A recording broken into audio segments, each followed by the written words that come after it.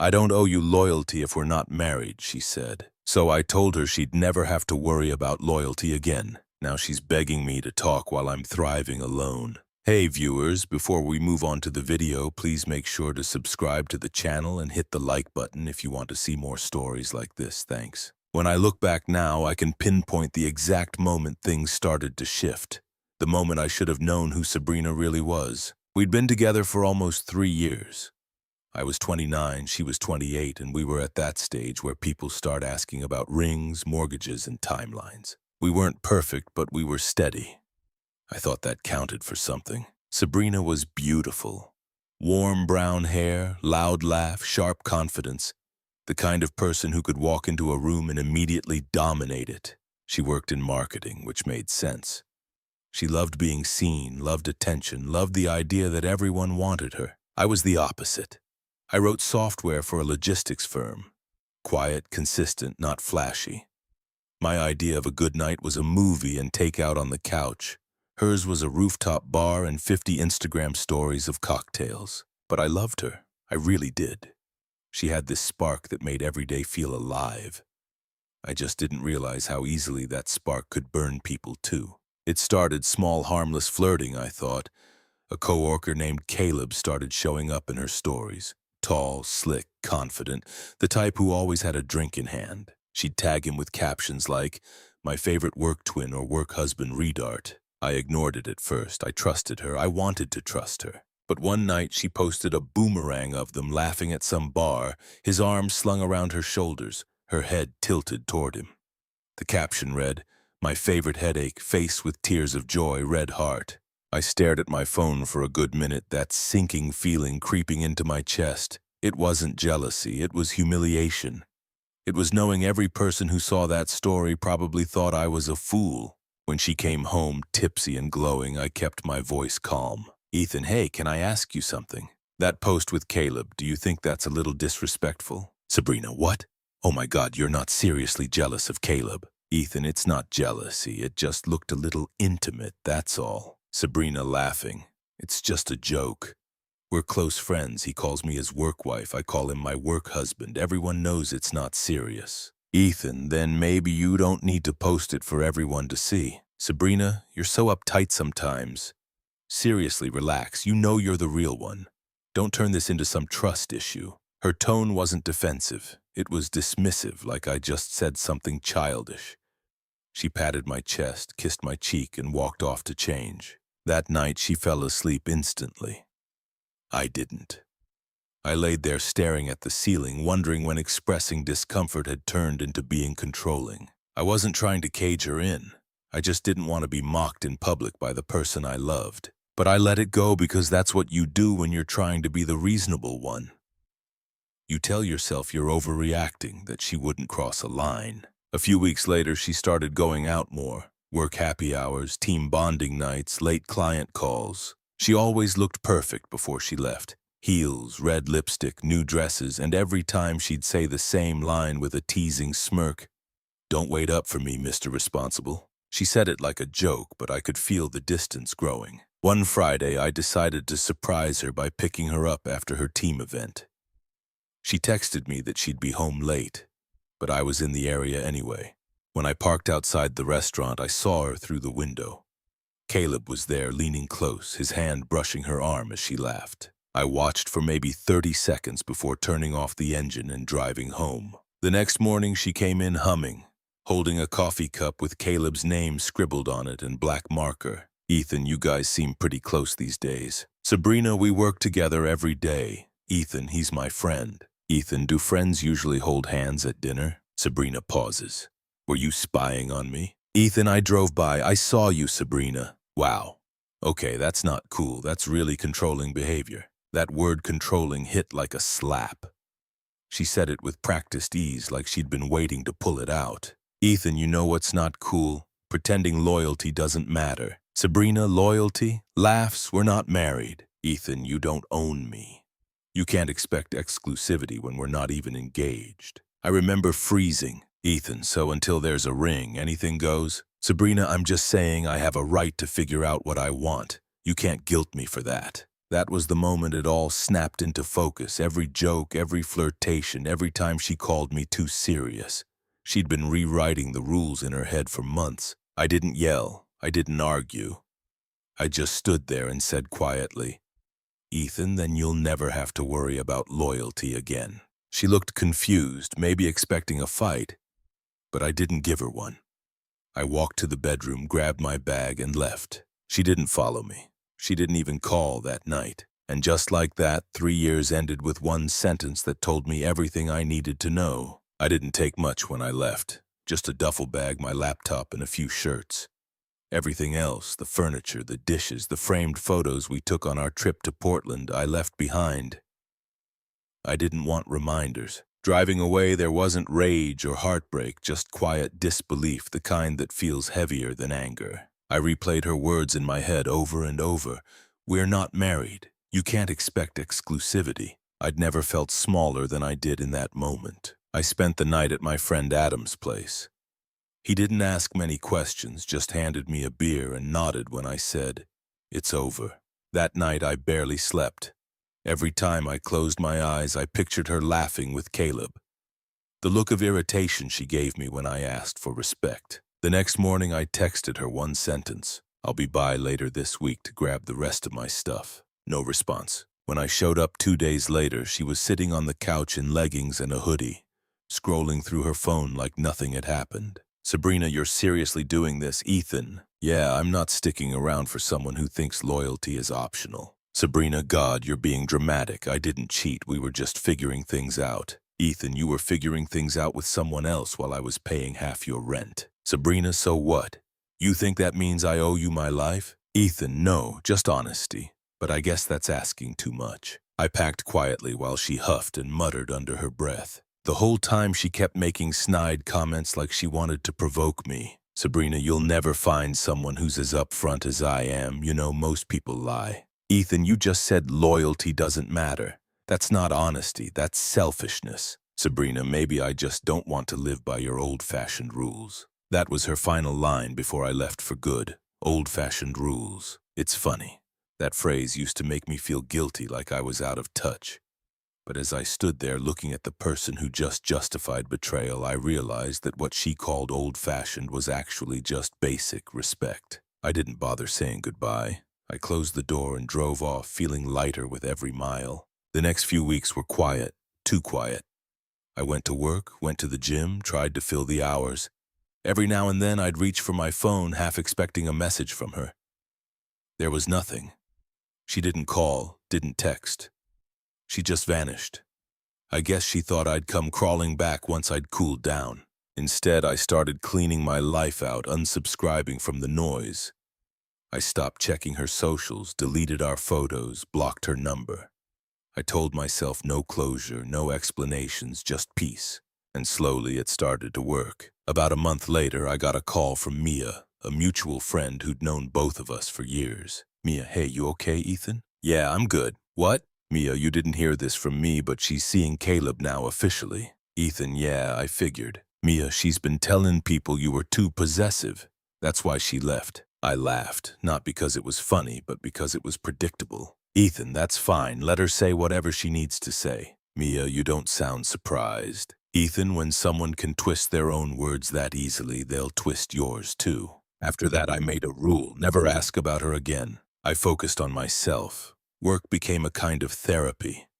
I took a project that required me to move to a different city, smaller, quieter, exactly what I needed. I started running again, cooking my own meals, reading before bed.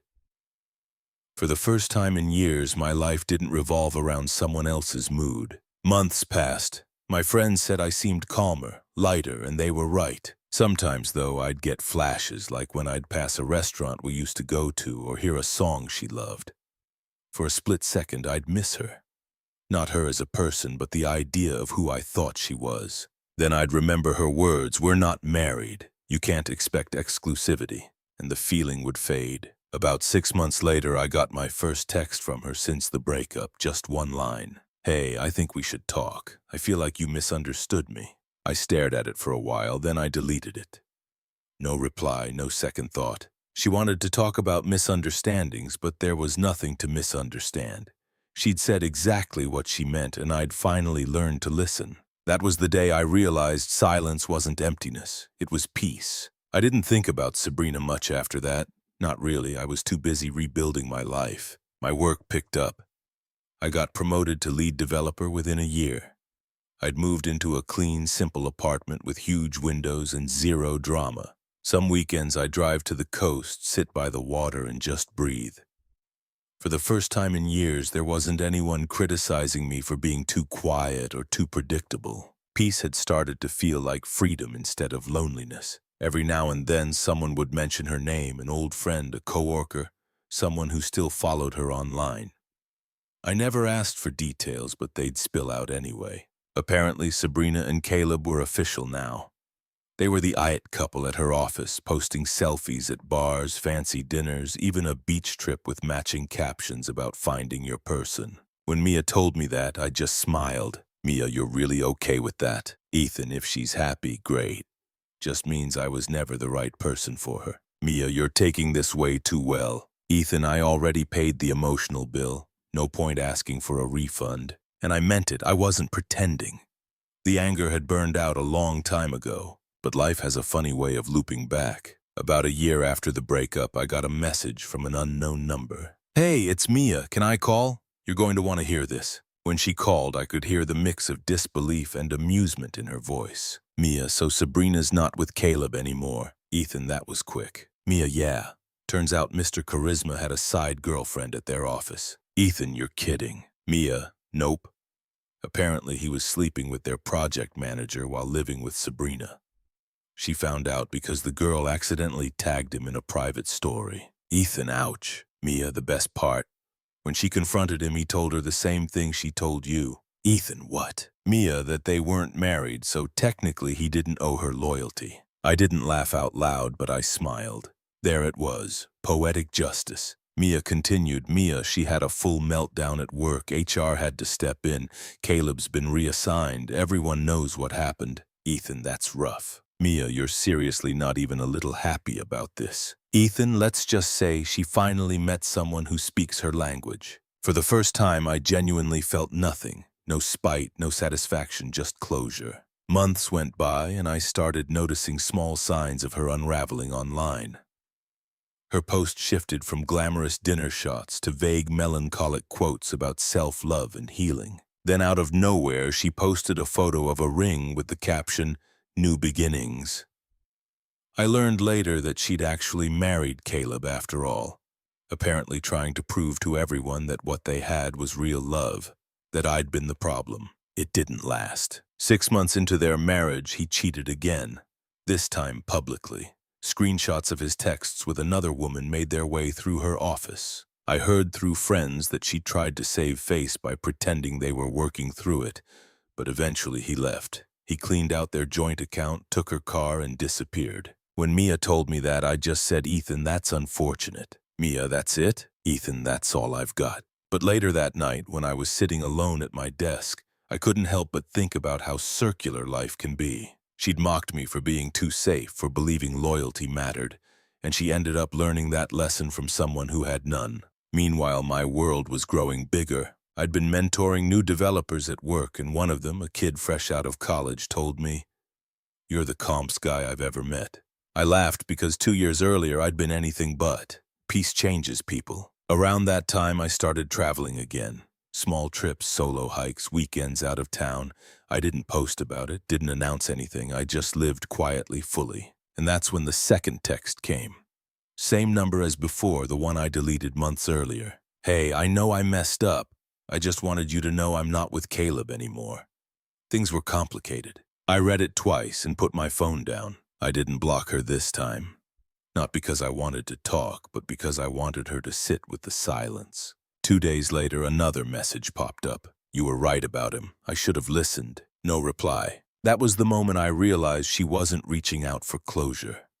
She was reaching out because I represented something stable, something she destroyed and couldn't rebuild. And I wasn't about to become her emotional safety net. So I left her on read again. No anger, no satisfaction, just peace. Because when someone shows you that loyalty means nothing to them, the kindest thing you can do for both of you is disappear. By the time another year passed, Sabrina had become a ghost in my life. I never blocked her number, but her messages slowed to a trickle, short, guilt-ridden texts that never got answers. I still think about how things ended. You didn't deserve how I treated you. I just wish you'd let me explain. There was never an explanation I needed. She'd made her choice and I'd made mine. Life had started to reward that quiet decisiveness. Work was going better than ever. I'd been promoted again, this time to project lead. I'd moved into a better apartment, picked up guitar lessons, started cooking again. I'd even reconnected with old friends who said I finally seemed like myself again. I wasn't chasing happiness, I was just living. And that's when karma really started showing its full hand. Mia called one evening while I was watching a movie. Mia, okay, you're not going to believe this. Ethan, if this is about Sabrina again, I might. Mia, it is. And yeah, it's bad. Turns out after Caleb vanished, Sabrina was left with a mess. He drained their savings, left her with overdue rent, and trashed her credit. She begged her parents for help, but they were tired of bailing her out. Apparently, they'd warned her about Caleb from the start. She'd also been let go from her company. Office gossip had spread so badly that she couldn't stay, and her boss had encouraged her to resign quietly. Mia, she's back living with her parents now, working part-time at some local marketing firm. Ethan, that's rough. Mia, you know what's crazy? She keeps telling people you were the only guy who actually cared about her. I didn't respond to that. What was I supposed to say? That she was finally telling the truth? Weeks later, the inevitable happened. She showed up in person. I was walking home from the coffee shop on a rainy Sunday when I saw a familiar car parked outside my building. She stepped out before I could react. Hair shorter now, eyes tired, makeup barely hiding the exhaustion. Sabrina, Ethan, hey. She said it softly, like she was afraid her voice might break. Ethan, Sabrina. Sabrina, can we talk? Just 5 minutes. It had been over 2 years since we'd last spoken face to face. For a moment I considered saying no, but something in her expression stopped me. Not hope, not anger, just defeat. We stood under the awning as rain poured around us. Sabrina, I know I don't deserve this, but I needed to see you. I've been trying to get my life back together, and I just keep thinking about you. About what I threw away. Ethan, you didn't throw it away, you traded it. Sabrina, I know. God, I know. And it wasn't worth it. Caleb, he was everything I thought I wanted, but he didn't care about me. He never did. She was trembling slightly. Not from the cold, from guilt. Ethan, you told me once I was too predictable, too safe. Sabrina, I was stupid. I wanted excitement. I thought love was supposed to be chaos, but you made things easy. You made me feel calm, and I mistook that for boredom. For a long moment, neither of us spoke. The sound of the rain filled the silence. Sabrina, I don't expect you to forgive me. I wanted to say I'm sorry for lying, for betraying you, for everything. There was a time when I would have given anything to hear those words, but standing there I realized how little they mattered now. Ethan, I appreciate that really, but I don't hate you, Sabrina. I just stopped needing you to matter. She flinched.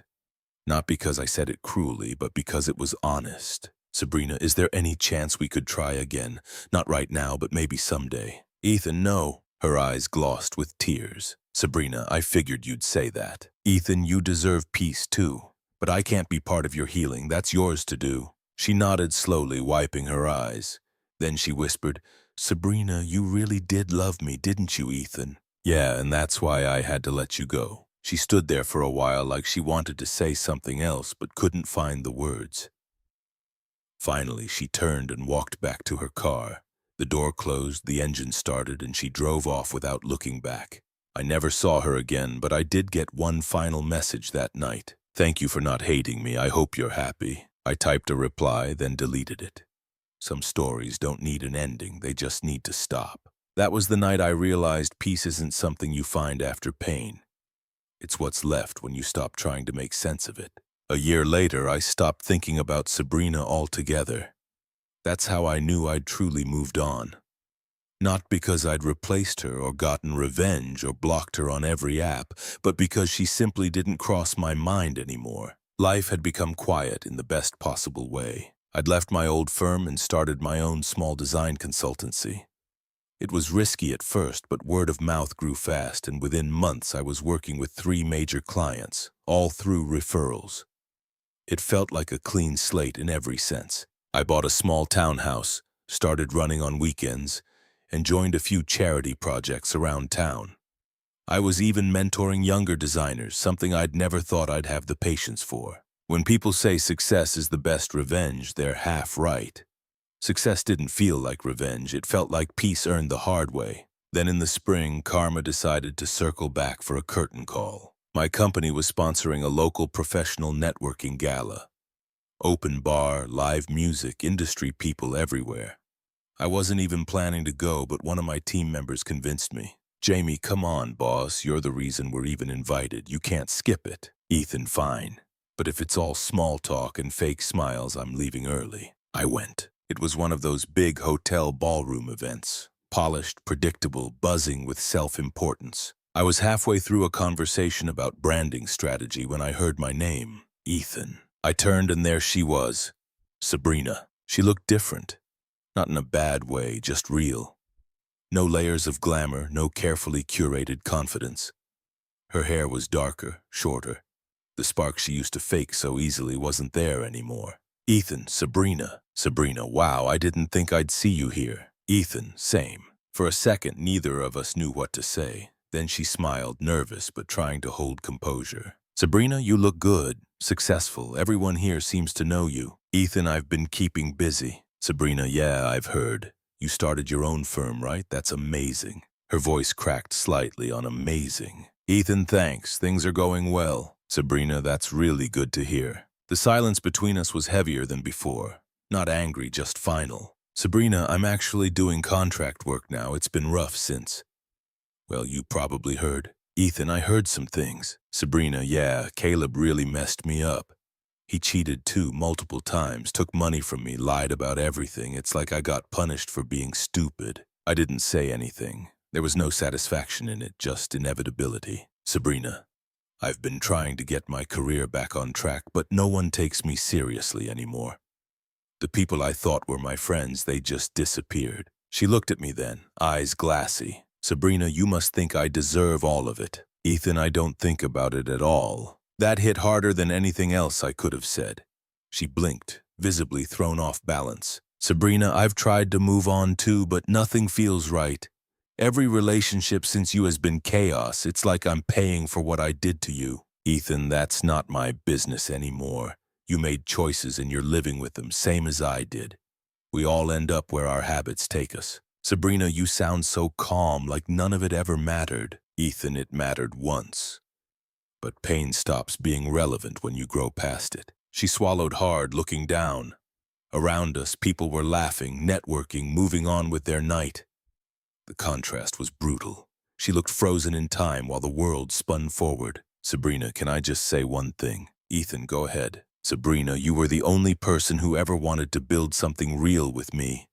And I destroyed it because I thought I could do better. I was wrong." I let out a quiet breath. Not anger, not pity, just closure. "Ethan, you didn't just lose me, Sabrina. You lost the version of yourself that someone could have built a life with." Her eyes filled instantly. "Sabrina, I know." I gave her a small, polite nod. "Ethan, take care of yourself." And I turned to rejoin my team.